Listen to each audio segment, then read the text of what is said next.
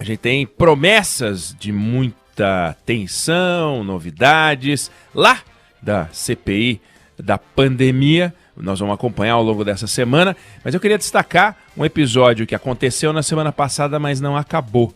Um episódio lamentável, terrível, ocorrido na favela do Jacarezinho, no Rio de Janeiro, quando um grupo de policiais civis subiu o morro e desceu de lá com um policial morto e mais 27 mortos dali, daquele lugar, daquele bairro, daquela comunidade. Apressaram-se os defensores dos direitos humanos a dizer que a operação foi um escândalo. Apressaram-se os defensores do matar e levar para dizer que é isso aí, era tudo bandido e vamos que vamos. Ou seja, a torcida se mexeu e a gente tem que olhar para os fatos e ignorar essas opiniões, o que pensam os defensores de um lado ou de outro, e a gente tem que olhar para os fatos. Do contrário, tudo na vida vai virar uma grande torcida. É assim para tudo. O Brasil não compra vacina, aí a gente aponta objetivamente algo, vem a torcida do Bolsonaro para dizer que bom era no tempo do Lula, não dava para comprar vacina.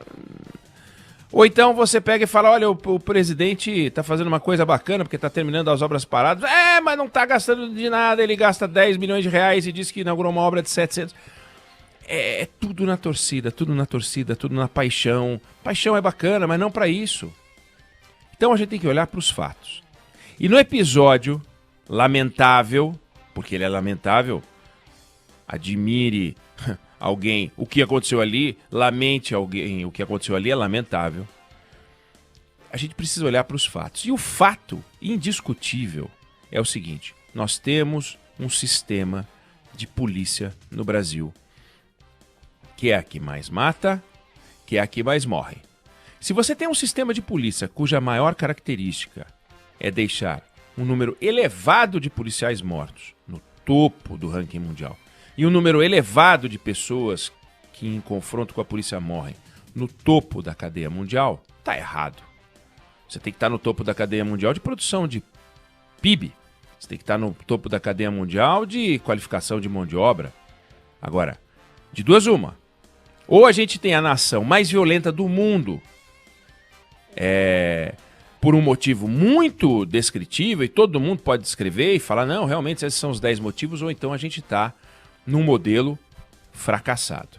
E tudo indica que o nosso modelo está fracassado. Não é possível. Vejam só. O que morre, imaginando que todos os países do mundo tivessem a mesma população, porque senão não dá para comparar. Senão você não pode comparar nunca. Só países iguais. Teria que achar outros países na casa de 200 milhões de habitantes, que são poucos, para a gente poder comparar com o Brasil, que tem 220 milhões de habitantes.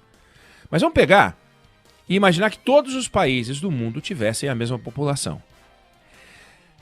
O número de pessoas mortas em confronto com a polícia em um ano, os Estados Unidos levam 8 anos para produzir.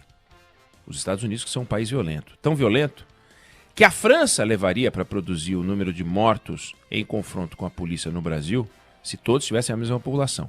72 anos. Então, o que a polícia brasileira mata num ano, os Estados Unidos, a polícia americana mata em 8, a polícia francesa em 72, a polícia do Reino Unido em 690 anos, e eu vou citar, só para ilustrar, a polícia japonesa em 1.400 anos. Não está certo. Não está certo. Vamos imaginar que a gente vai mirar os Estados Unidos, que são um país violento, hein? Polícia americana, polícia violenta. A gente teria que reduzir a 1/8 por grupo de 10 milhões de habitantes a taxa de mortes em confronto com a polícia. E se a gente pegar o número de policiais mortos, a gente vai chegar a um número não muito diferente disso. O que vale, o que mostra o seguinte, não vou nem comparar o seguinte, você pegar o número de pessoas mortas em confronto com a polícia nas 10 maiores economias do mundo, o Brasil hoje não é parte delas, nas 10 maiores economias do mundo, e somar e você vai ter uma população gigantesca, porque no meio está a China, está a Índia, os Estados Unidos tem 320 milhões de habitantes, se pegar as 10 maiores economias do mundo, você vai falar de 2 bilhões e meio de pessoas, 10, 11 vezes mais do que a população brasileira. Então não dá nem para falar que tem um problema de escala.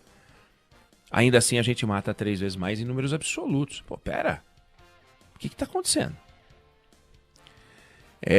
Esse assunto precisa ser enfrentado. E ele não pode ser enfrentado com paixão. Não pode. A polícia brasileira é uma polícia que ela só quer saber de matar? Não, não é verdade. Mas ela mata. E mata muito. Mas do outro lado, eles enfrentam, os policiais, bandidos fortemente armados. Sem dúvida nenhuma. Não há dúvida disso. Eles não têm dó e não querem nem saber. E matar um policial é ponto no ranking e no mundo da bandidagem. É ponto, é bacana. O cara matou um policial. Esse é bacana. Então eles caçam a polícia. Caçam policiais, sim. Tanto que um policial é quase que obrigado a reagir quando está sozinho e é vítima de um assalto, porque se encontrar a funcional dele, ele está morto. Então, se ele já está morto, que tente pelo menos se defender. E a proporção de policiais mortos no Brasil hoje, entre os que estão em serviço e fora de serviço, é 1 em serviço para cada 3, em alguns anos, 4 fora de serviço. Não está certo isso. Tem um negócio muito errado aí. Aí quando você vê uma operação dessa e você fala, bom, morreram 27, né? Eu estou tirando o policial da conta, porque o policial não teria que morrer em hipótese alguma, então eu estou tirando ele da conta. O número de pessoas que poderia morrer, aí a gente teria que avaliar caso a caso. Só que quando você vai tentar avaliar caso a caso, aí você vai ter um problema sério. E nós vamos ter um problema sério. Porque para avaliar caso a caso, você teria que ter intacto o local do crime, o local da morte. E o que aconteceu? Com exceção de 2 corpos, todos os outros foram retirados dali.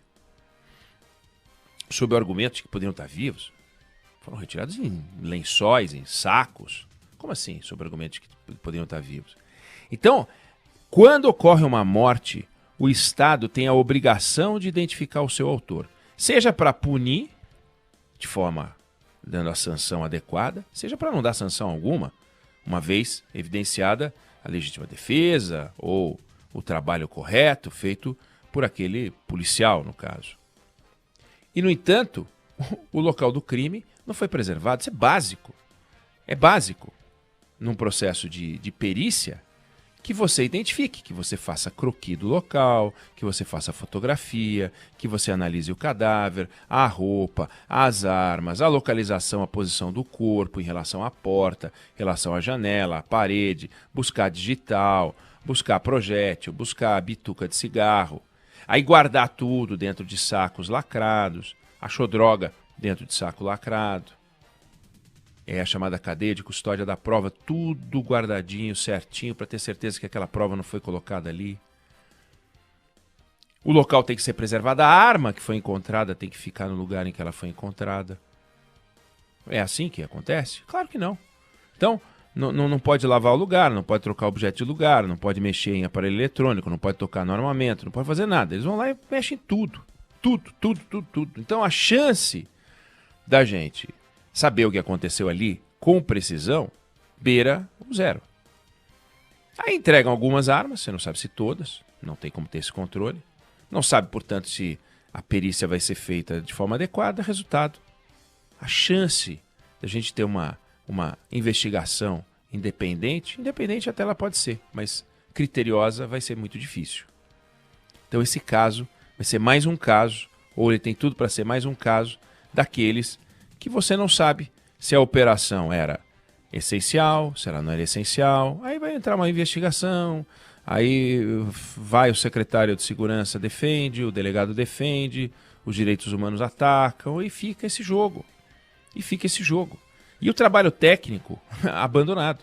Volto a dizer, eu não consigo festejar uma operação dessa. É impossível para mim.